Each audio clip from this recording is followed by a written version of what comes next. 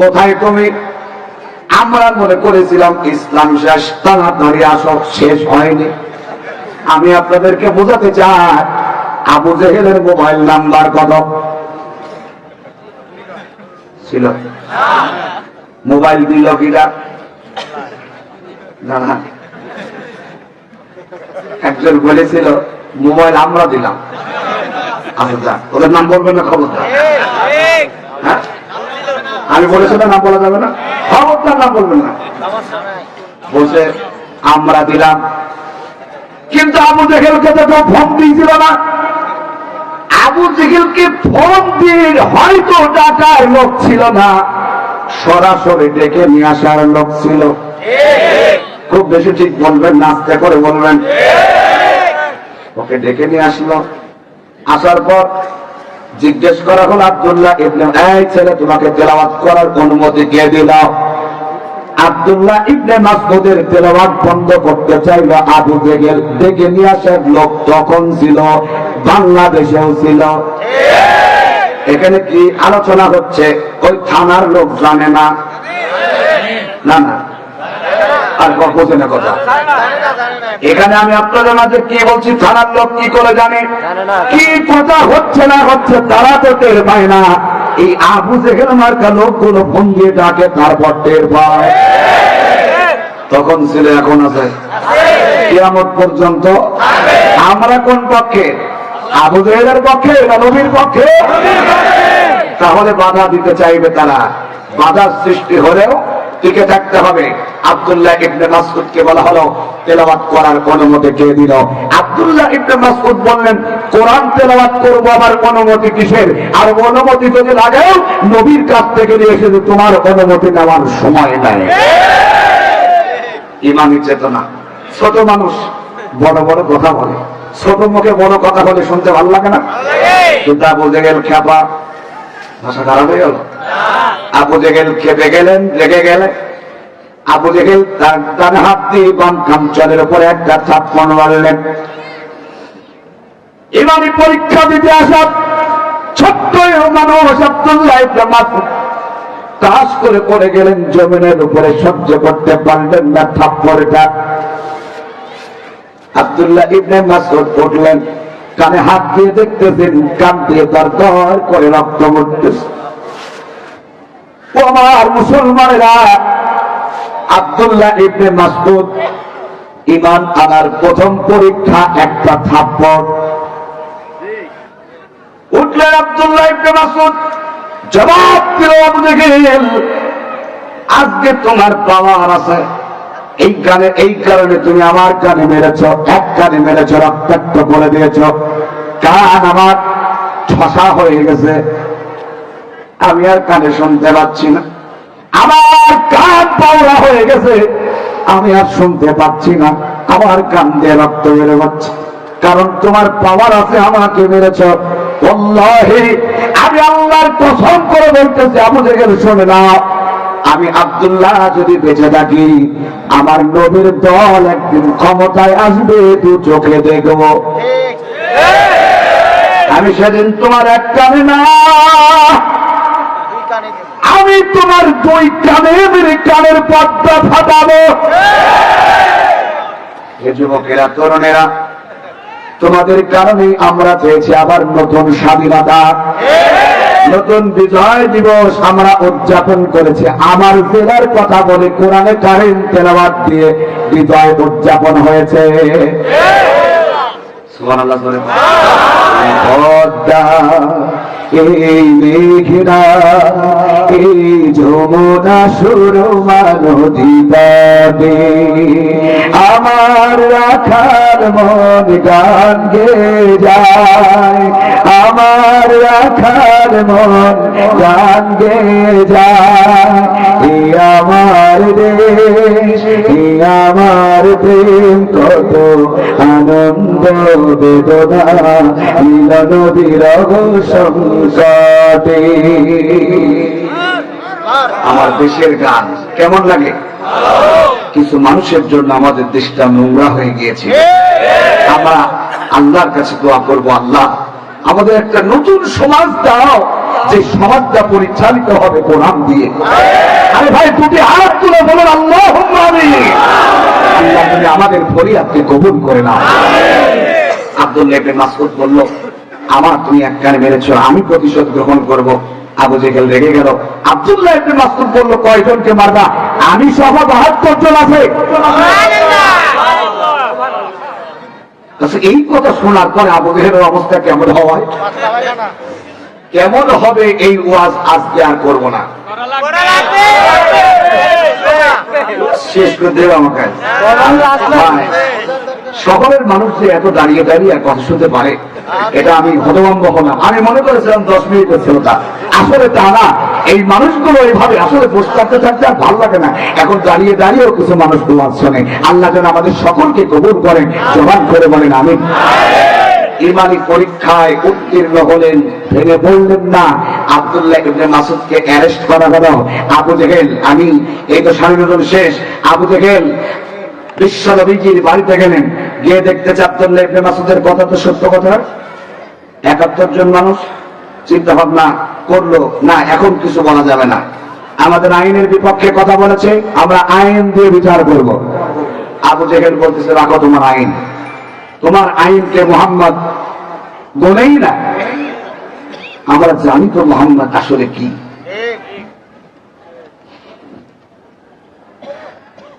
নতুন কৌশল, কিছু কৌশলদারি থাকে। আস্তে বলি কথা, একজন দেশ চালায়, পাশাপাশি অনেক বুদ্ধিজীবী থাকে। ওর আবু জেহেলের পাশে আছে হামান, মাথা টাক, ঠিক না? হামানটাই তো আবু জেহেলকে বুদ্ধি দিত। খালিদ ইবনে মুগীরা মাথা টাক, বুদ্ধি দিত। যারা কাজ হয়ে গেছে রাগ করেন না, অত্যন্ত টেনশন করলে এই চুল করে উঠে যায়। মানে বুদ্ধি বের করতে করতে মাথা চোলা থাকে না। তবে বুদ্ধি দেবে দুই প্রকার, একটা ভালো আর একটা। ওরা কি ভালোটা করেছে না খারাপটা? ওরা চিন্তা ভাবনা করলো, বুদ্ধি দিল। খালিদ ইবনে মুগীরা বুদ্ধি দিল, মুহাম্মাদের দলে 2-1 জনকে মেরে দাও, শেষ হয়ে যাবে। সন্ত্রাস, জঙ্গি তৈরি করলো আবু জেহেলের বাচ্চারা। ওরা জঙ্গির কাজ করে, নামটাই আলেমদের, মুসলমানদের। ইসলাম কোন জঙ্গি ধর্ম নয়, ইসলাম কোন জঙ্গি ধর্ম নয়। এই গানটা লিখেছেন আমার উস্তাদ মাওলানা FM জাহাঙ্গীর আলম। ইসলাম কোন জঙ্গি ধর্ম নয়, ইসলাম কোন জঙ্গি ধর্ম নয়।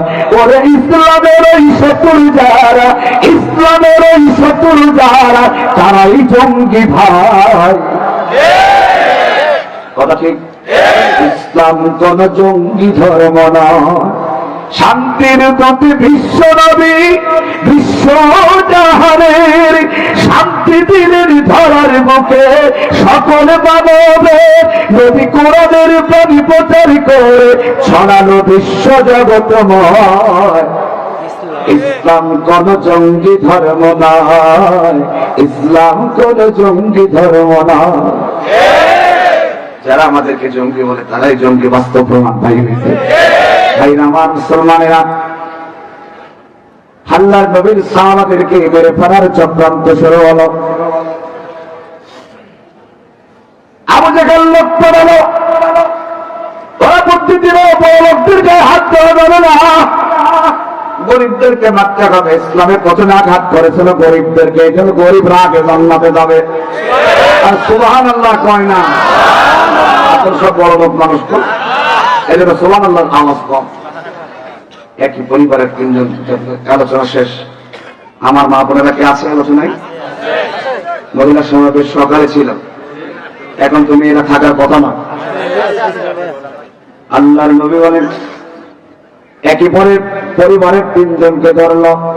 মা সুমাইয়ার পরিবার, আম্মার সন্তান ইয়াসির স্বামী, মা সুমাইয়া, 3 জনের মধ্যে আল্লাহ নবীদের কাছে প্রথম কালিমা গ্রহণ করেছিল নিজ সন্তান আম্মার।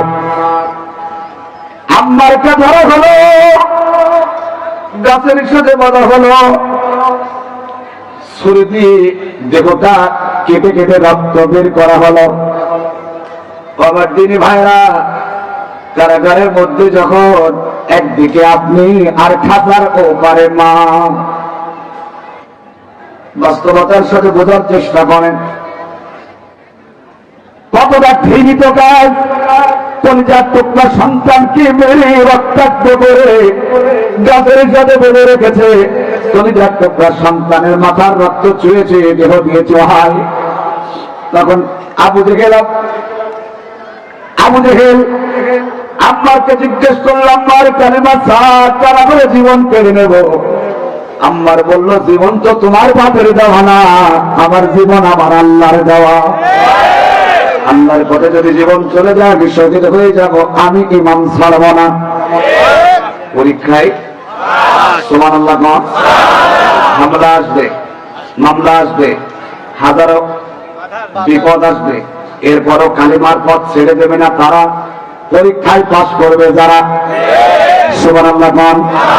আল্লাহর নবীর সাহাবা আব্দুল্লাহ ইবনে মাসউদের এই অবস্থা যখন আবু জেহেল টের পেল, সুমাইয়াকে ডাকা হলো, এ সুমাইয়া, তুই তোর সন্তানকে বল, তোর সন্তানের জানটা তুই আমার কাছে ভিক্ষা যা, আমি তোর সন্তানকে ছেড়ে দেব।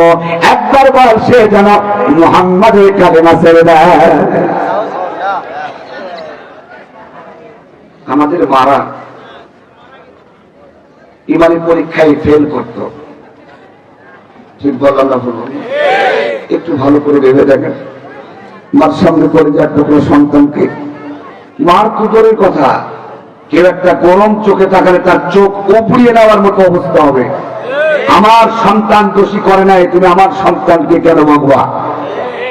মা নিঃস্বার্থ ভালোবাসা পৃথিবীর কেউ দেয় না, শুধুমাত্র মা ছাড়া। স্বার্থ ছাড়া ভালো বাসে শুধু আমার মা। ওরে স্বার্থ ছাড়া বন্ধু বান্ধব কাছে আসে না, স্বার্থ ছাড়া দুনিয়ার কেউ ভালোবাসে না।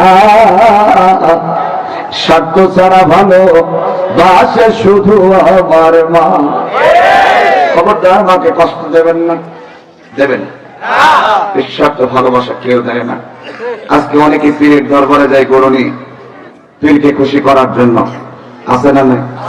পীরের দরবারে গরু দেয়, উট দেয়। বাস্তবতার সাথে আমার কথাগুলো শোনো, একেবারে হৃদয় দিয়ে শুনেন। পীরকে খুশি করার জন্য গরু দিচ্ছেন, মহিষ দিচ্ছেন, উট দিচ্ছেন, আপনি খুশি করতে পারবেন না। আপনি দেবেন একটা, আরো ধনাত্ম মুড়ি আছে সে দেবে 10টা, আপনি মাইনাস। কিন্তু মাকে খুশি করার জন্য গরু লাগে না, উট লাগে না, কিচ্ছু লাগে না। বাইরে থেকে বাড়িতে যাচ্ছেন, মায়ের জন্য 100 টাকা দিয়ে একটা বেদানা নিয়ে যান। গভীর রজনী যতই হোক, বাড়িতে গিয়ে মাকে ডাকবেন, মা, কলিজা ঠান্ডা হয়ে যাবে। মায়ের পাশে বসে মার সাথে কথা বলে, ওই বেদনাটা সুন্দর করে ভেঙে মায়ের মুখে তুলে দেন। হয় শুধু মা খুশি না হয়, আল্লাহর আরশ পর্যন্ত খুশি হয়ে যাবে। আরো জোরে বলেন সুবহানাল্লাহ। পীরের দরবারে গরু নিয়ে যাস, তোর জন্য সবচেয়ে বড় পীর হলো পিতামাতা। একজন অভিমানের দুগ্ধ খেলে প্রতিদিন, শত জন্মেও সেবা করি, শুধু হবে দাঁড়িয়ে। এই মাকে যারা দাও না খেতে, মায়ের ভক্তি করো না, ওয়াজ শুনে লাভ হবে না। অনুরোধ করবো, পিতা মাতা যাদের বেঁচে আছে খেদমত করেন, জান্নাত পেতে আপনার দেরি লাগবে না। আপনি আল্লাহর ইবাদত যদি করতে চান, নামাজ পড়া যেরকম ইবাদত, পিতা মাতার খেদমত করা সেরকম ইবাদত। আল্লাহ তৌফিক দান করুন। মায়ের সামনে সন্তানকে মারছে, মা সুমাইয়া কলিজার টুকরা সন্তানের চেহারা দেখে তার অবস্থাটা কেমন হয়, কেমন হতে পারে? মা সুমাইয়া কলিজার টুকরা সন্তানের সামনে গেলেন। আমার দিকে তাকান, আমি জানি আপনারা ক্লান্ত হয়ে গেছেন। মা বোনেরা একটু লক্ষ্য করেন, মা সুমাইয়া কলিজার টুকরা সন্তানের সামনে গিয়ে বললেন, হে আমার নারী ছিঁড়া কলিজার টুকরা সন্তান, আল্লাহ তোমাকে দিয়েছে, আমাকে দান করেছে, তুমি আমার কাছে আমানত। আমি নবীজির পথ দেখেছিলাম তোমার কারণে, তুমি আগে গ্রহণ করেছো, তারপরে আমি তোমাকে আহ্বান করছি, ইমানি পরীক্ষা দেওয়ার যে হলে তুমি ঢুকেছ, এই পরীক্ষায় পাস করতে গিয়ে যেন ইমান ছেড়ে দিও না, তুমি জীবনটা বিলিয়ে দাও, ওখানে আল্লাহর সঙ্গে দেখা হবে, তোমার পরেই আমরা আসছি। এটার নাম ইমান। এটার নাম কি? ইমান। আপনার জবাব দেন, আমল ছাড়া কি জান্নাতে যাওয়া যায়? ভাই যাওয়া সম্ভব? সম্ভব, সম্ভব। কিন্তু ইমান ছাড়া জান্নাতে যাওয়া পশ্চিম কালেও সম্ভব নয়। আমল ছাড়াও জান্নাতে যাওয়া সম্ভব। জোহরের আগে ইমান এনেছে, এক ওয়াক্ত নামাজ আদায় করতে পারেনি, জোহরের আগেই শহীদ হয়ে গেছে, বান্দা জান্নাতি।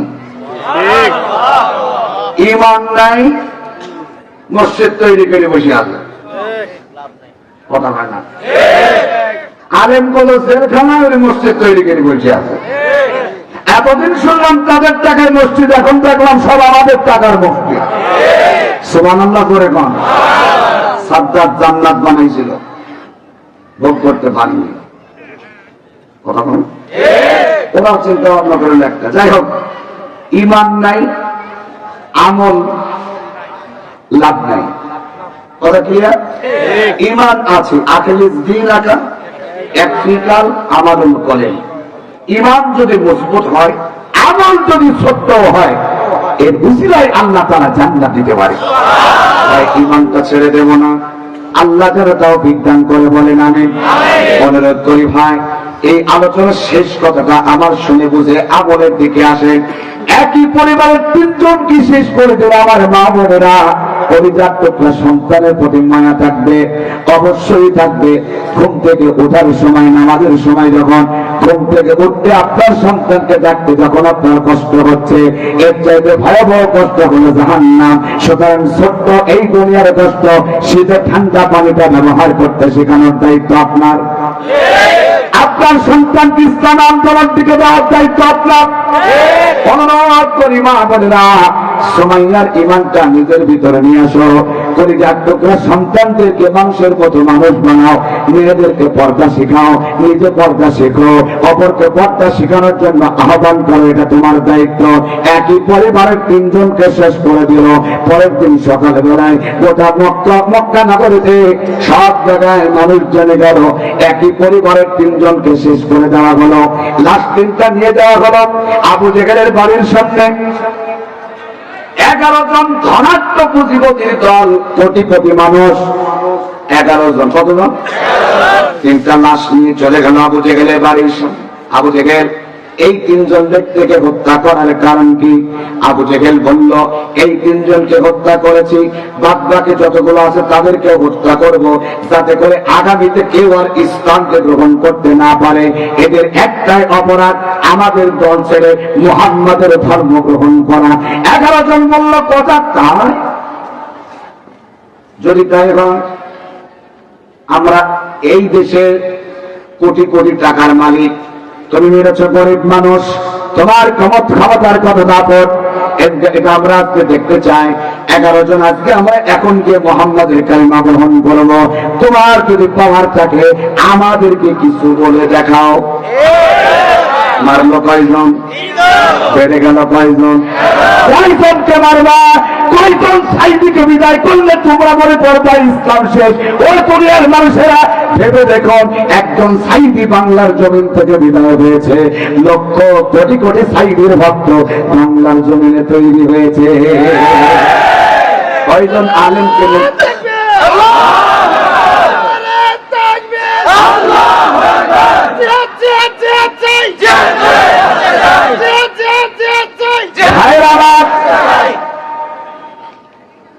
মানুষ মেরে ইসলামের পক্ষের লোক মেরে কখন ইসলামকে শেষ করা যায় না,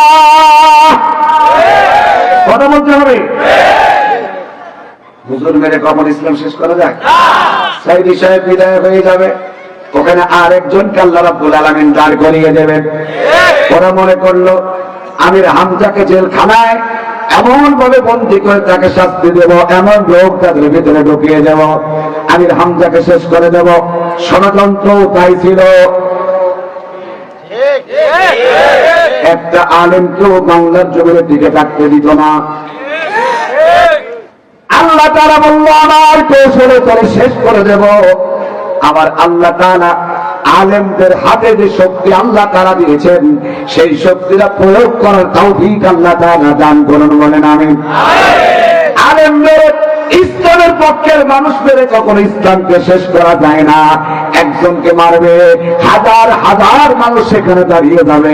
ইসলামকে শেষ করার ক্ষমতা পৃথিবীর কারণ না।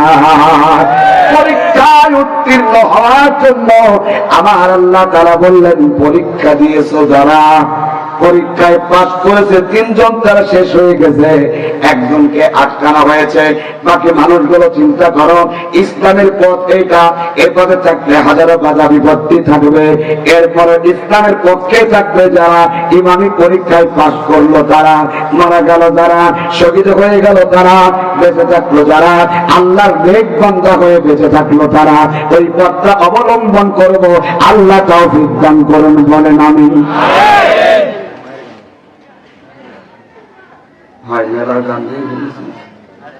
কবরে লাশ নাই, পাখির কথা মনে আছে? কবরে লাশ নাই, কবরে বাকি ওইটা কোন রাজা বলছে পাখির কথা কম না কেন?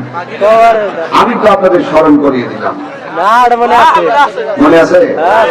এবার আবুল কাসেম ভাই আমার খুব প্রিয় মানুষ, ফেসবুকে মনে হয় অনেক বয়স বেশি, এসে দেখতেছে না আমাদের ছেলে 2-1 বছরে বড় হবে। ভাই বয়স কত হবে? 43। আমাদের ছেলে 10 বছরে বড়। কি বলেন, আমাদের বয়স 33, মনে হয় না? মাত্র 33। মারহাবা কোন? আরে আল্লাহ, কি বললাম আমি, আপনার তাও বলবেন মারহাবা। আচ্ছা যাই হোক, আপনাদের দাওয়াতে এসেছিলাম। শহর অঞ্চলের প্রোগ্রাম গুলো করতে অনেক ভালো লাগে, শিক্ষিত মানুষদের সামনে কথা বলতে ভালো লাগে, অল্প বললেই গভীর ভাবে বুঝে যায়। আল্লাহ আমাদের সকলকে কবুল করুন, আরো জোরে বলেন আমিন। ভাই একটা মায়ের গান শোনার জন্য অনুরোধ জানাচ্ছে। কোন গানটা ভাই বলবো? আগে গান হবে না আগে ওয়াজ হবে? মাগো তোমার মতো নাকি গো আমার বুকে টানি, আচল দিয়া মছে নাকে,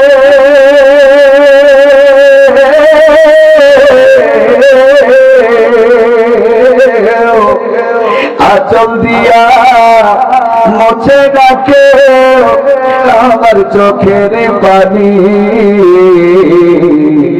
হাইরে মা জননী আমার, হাইরে মা জননী, চইলা গেলা দূর জানায় আমায় নিলা না, পথে পইড়া কান্দি আমি, নাই রে ঠিকানা।